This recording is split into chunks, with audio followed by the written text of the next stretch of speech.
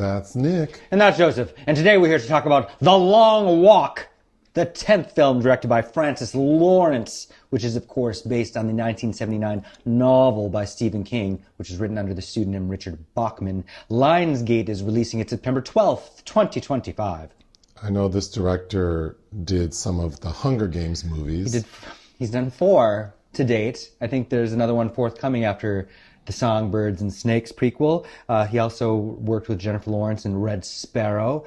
His early work includes a lot of music videos, including with your girl Janet, and the film Constantine with Keanu Reeves and Tilda Swinton, and I Am Legend with Will Smith, and Water for Elephants. What is The Long Walk about? A group of teenage boys compete in an annual contest known as The Long Walk, where they must maintain a certain walking speed or get shot.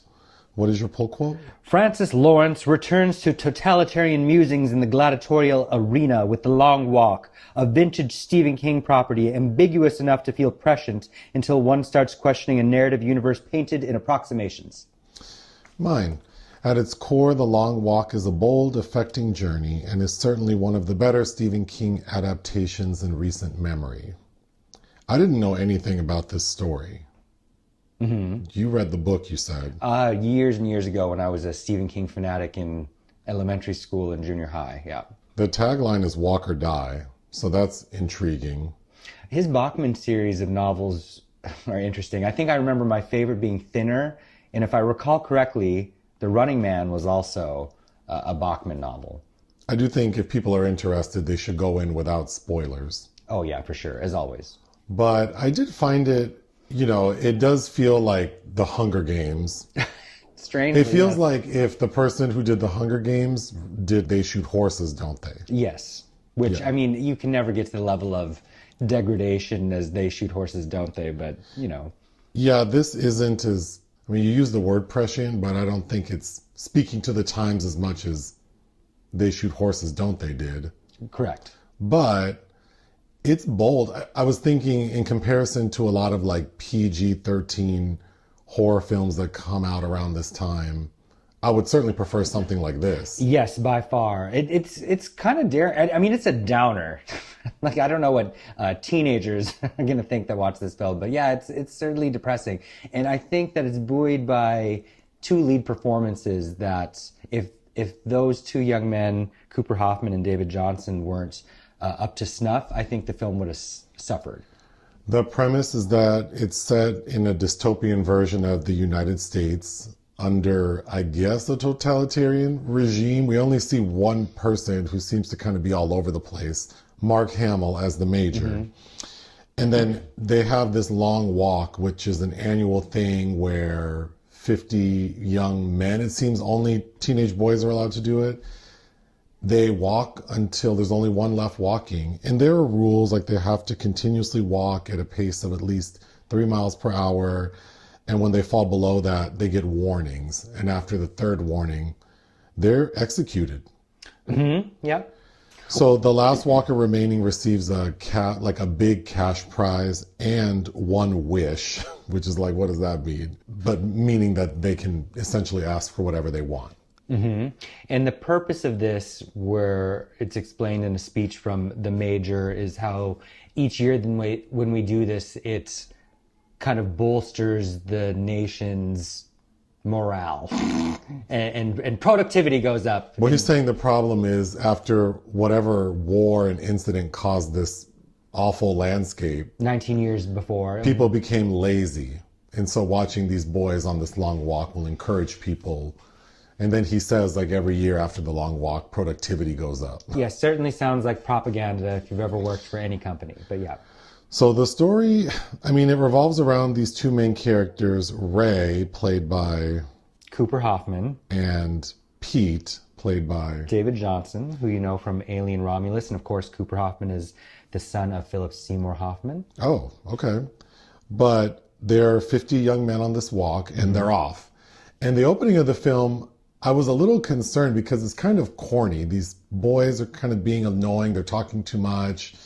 It doesn't feel that serious until one of the boys, who looks too young to even be there, I believe he gets like a Charlie horse or something, and he gets 3 warnings. and we see them shoot him right in the head, like blow off half his face. Nah. And then the title card comes up.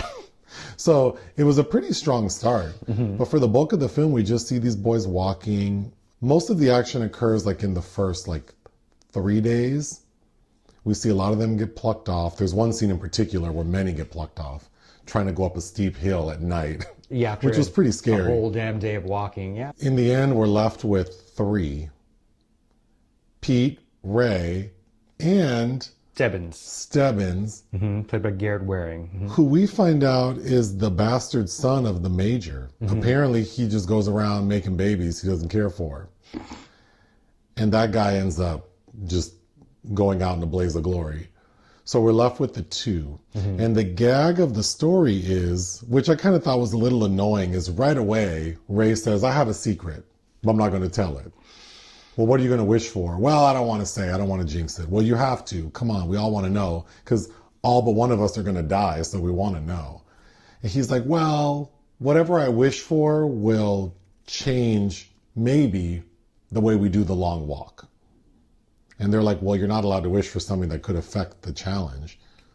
And he's like, I know, but what I wish for might change it. So you kind of know where it's going. And ultimately he reveals that his dad, who is played by Josh Hamilton, who I know as Eddie's son from AbFab, and Parker Posey's twin from The House of Yes and many other films. His dad was killed for being like a radical thinker, which just meant that he chose to read books that weren't given to him. That was a very Ray Bradbury Fahrenheit 451 moment, yeah. And Ray, along with his mother, played by Judy Greer, witnessed it.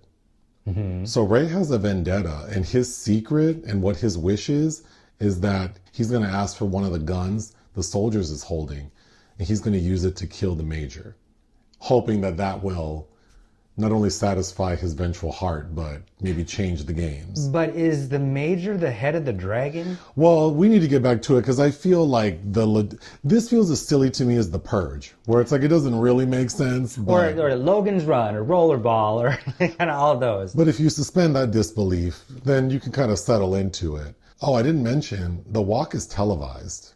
So not unlike the Hunger Games where you start getting fans lining up. They're not allowed, people I guess are not allowed to travel, but if you live in that town, you can certainly walk to the street and watch the young men walking by, which means that bystanders are watching these young men being executed. You know, in retrospect, we don't really see that many spectators. We see them throughout, but you're right, there aren't that many, but we always see at least someone watching. But in the end, of course, it's like, well, who's going to win? We're left with Ray and Pete. And who have become best friends, like emotional, trauma-bonded friends. Yes. At the last minute, Ray decides to let Pete win because he realizes that Pete has the light. Because we find out that Pete has had a very hard life. Like, it's unbelievable that he remains, because throughout the film, he's kind of like buoyant. And he's like the cheerleader and the connective tissue keeps everyone going. And so Ray realizes that his plan to kill the major would have been in vain. And so he lets his friend win. And so when Pete is told, you won the money and you get your one wish, what does Pete ask for? That gun from the soldier next to him in front of the major. And the major says, give it to him. He won't shoot me because he won all this money. And Pete says, this is for Ray, and shoots and kills the major. And the best part of that is no one reacts. So the end of the movie is Ray easing on down the road. Yes. I don't know if you recall the book entirely, but I was looking up differences between the book and the movie. I remember the book being kind of dry, is how I recall it. But I know that there were more contestants than 50. And the scale felt a little larger. In the novel, there are 100, but in the movie, there are 50. Tributes. And then the minimum speed is lowered in the film to 3 miles per hour. So in the book, they had to walk faster, which I'm sure read as more arduous. Oh, yeah. And then the characters are tweaked because in the movie, Ray is more explicitly seeking revenge against the major. And then the biggest change is that in the book, Ray wins, not Pete. I don't recall the ending in the book, but yeah. Yeah. And then essentially Ray kind of walks off in a similar fashion to what we see Pete do in the movie. I was happy with the messaging of this. I mean, it's early Stephen King, and again, he's writing under the pseudonym. So you can see his certain archetypes that he's using, because Charlie Plummer is this kind of naysayer bully that's stirring the pot, that's causing a lot of drama in between them, and you recognize these kinds of characters. Is Charlie Plummer Barkovitch the homophobic one? Mm-hmm. Oh, I guess I don't know who Charlie Plummer is. Garraty. Well, did you ever see All the Money in the World? No. Okay. He's been in many things. Okay, one of the characters early on says, well, maybe you should stop talking so much. And probably my biggest gripe about the story is there is a lot of talking.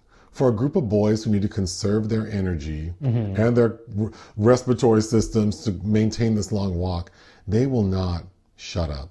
Particularly Ray and Pete. I know that they're the anchors who are giving us a lot of exposition, but it is a little exhausting. And I was kind of concerned because the feels don't really come for me until the second half of the film. I agree with that, but David Jonsson is so good, I think. Pete? I liked Pete, except that I found, and I'm curious if other people found this to be true as well, I found him kind of difficult to understand, and I'm not quite sure if I don't know what the actor normally sounds like, but it sounded like he was trying to do some sort of accent, and sometimes it almost sounded like he had like chewing tobacco in his mouth. I don't know that it was just him, and there were a couple other characters where, I mean, I'm just so used to reading subtitles now too, where my ear didn't quite catch perhaps some of the mumblings of there are the times when it's appropriate, when they're winded and scared. Yeah. So I'm making concessions for that. But I do think of all the characters, and because Pete talks so damn much, that being said, I do think that his character was probably the one that made me feel the most. I think he's an actor that's very good at doing a particular kind of character work, because I think he did the same thing in Alien Romulus. Not the same thing, but Oh, is he the robot? Yeah. Oh. The android. But it has that same kind of compelling quality that really draws you into this character that he's doing, and I think that Cooper Hoffman was a nice foil for him. I think it's funny that because Cooper Hoffman's characters, because they make it a point early on to talk about how Stebbins, he's like super in shape, which I found funny because there are clearly other guys in the lineup who are in better shape than him. Yeah, I don't know if that was great casting, but I think he's also maybe like the most model-esque one, so maybe they were commenting on how he looks different than everyone. I thought he could look like a fanning child. Because immediately I thought, well, Pete is in better shape than Stebbins. Yes. So it's odd that everyone's like, oh my God, Stebbins is like an athlete. But Raymond didn't train long for his plan. But Ray, yeah, he's like the most out of shape one. So I thought it was funny that he made it to the end and he loses his shoes halfway through. He does look raggedy as hell though by the end. He does, but it's like I'm impressed. I think another nice scene is, it might seem like Judy Greer has nothing to do. She gets one, I think, great moment, like one of the most emotionally charged moments. Because this lady, well, this also gets back to the logistics, because I don't understand, do the games, because it's made to seem like all these young men come from different parts of the country, and it just so happens that they're in the part of the country where Ray is from. So his mom is able to be in the route to see him. And that's the scene you're referring to, when Ray walks by and sees his mom, and he runs towards her, which if he gets off the road, like if he were to go on the sidewalk and hug her, he would have been executed. Also, if you go in reverse, like backtrack, you also get warnings. So he's very close to being executed, and he's trying to tell his mom, I'm sorry for signing up for this, because I don't know if I mentioned it's voluntary. Which we need to get back to. But thankfully, Pete is there to pull Ray back into the race. But yeah, I think Judy Greer is lovely. We get, and then besides that, we get a lot of flashbacks to her with her son during better times before the dad was killed. And then the opening of the film is Judy Greer driving her son to the start line, which is also emotional. Yes. Well, she's also pretty good at what she does. But the kills are pretty jarring. As they should be. You watch people get shot point blank. It should be jarring. Yeah. There's one of the kids who I thought looked like Christian Siriano. His ankle, just out of nowhere. The one that's writing the book? Yes. Yeah. Again, the logistics of it all, it's very convenient or doesn't even make sense. But his character, all of a sudden, his ankle is fully supinated. Like, I don't understand. That's been that way for a while, and he's, I don't know. Yeah. Poor thing. And there's one kid who gets diarrhea, and we have to see him, like, with explosive diarrhea. It's pretty extreme. One kid tries to kill a soldier and gets killed right away. Another one tries to get help because they're being filmed, so the cameras are on the tanks, and one of the kids tries to go to the camera to plead to the people, and the tank runs him over. Then there's one kid who I think I recognized, who's like a long-haired, dark-haired kid, who he actually is successful in grabbing a gun and killing one of the soldiers. But yeah, it's more gruesome than I would have imagined. Well, I think we're now conditioned to have genre cinema that's meant to be, it's modified for teenagers. So yes, it does seem shocking and brave, but this is kind of old material. But yeah, I think the logistics of this, they say at a point that every young man applies to be a part of the lottery. But then they make a comment like, so if everyone applies, then it's really not a choice. I didn't quite understand that. Well, because I took that to mean like the economic situation is... they're all so desperate that they have no other choice. This is like Squid Games. Like, this is the only way to get out of the hole that everybody's living in and whatever. That's why, my commentary about approximations is... This adaptation was written by J.T. Molnar, who directed Strange Darling, and I kind of wish that there was a little more finessing of what exactly the details were. Well, especially like the way of life, because Judy Greer drives her son to the start line, which means she has a car and gas to put in it, and she's able to make him oatmeal chocolate chip cookies. We see they live in like a nice... You got a great life, gal. Well, they don't seem like they're living in a tent out in the rain. They have like a nice house, and the dad was wearing like a worker's uniform. Like he has a job. So...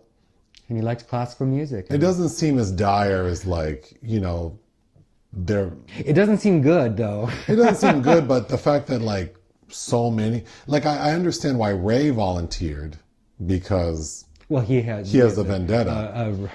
A revenge detta. And then Pete, he describes his childhood and basically like raising himself out in these streets and doing really bad things, and which is what makes his character's integrity so impressive and like his arc. But yeah, I wish I would have better understood that. I don't understand like where this takes place. Because it doesn't seem like a big event. It seems like... Well, that's even with the low level of spectators that we're seeing. It does seem like no one really gives a shit. It seems super regional, like, it's a 5K in like Dubuque or something. It just doesn't even seem... And even that would be more well-attended than this thing. And for oodles of money and the wish...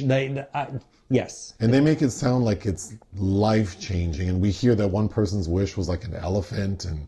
So yeah, it just seems odd, like the scale of it all is too small. Right, yes. Like Mark Hamill would need a lot more people backing him up to keep this kind of level of control, especially after 20 years, I think, is the soundbite we get about when this war or event happened that caused the current state of affairs. But I think that's what makes this seem a lot smaller and maybe less powerful than it could arriving in theaters as it does right now.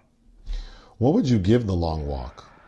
I think, it was weird walking out of a film like this out of a multiplex because it was kind of in a daze for a minute, but a 3. I think it's good. I would give it 3 out of 5. Join us on Patreon and listen to our podcast. Bye.